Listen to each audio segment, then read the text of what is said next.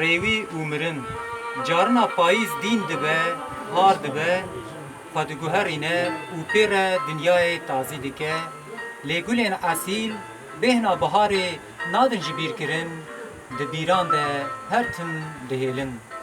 Carina zivistan dîn dibe, har dibe, awirên xwe yên reşeba kom dike, dinyayê di bin tarîtiyê de dihêle, lê birûsk di carekê de vedide, her derê di rewşeniyê de dihêle û tarîtiyê ditirse.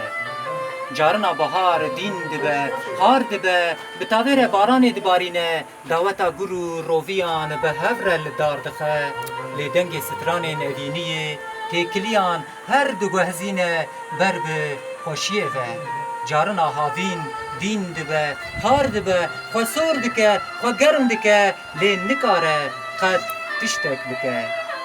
Ji lewre bi tenê carekê xwe dispêre germê, germ xwe dispêre rojên birçîbûnê yên rojiya mirinê, rojiya mirinê xwe dispêre dîwarên hicreyan, dîwarên hicreyan xwe dispêrin qêrîn û hewarê, qêrîn û hewar xwe dispêrin berxwedanê, berxwedan xwe dispêre rêwiyê mirinê.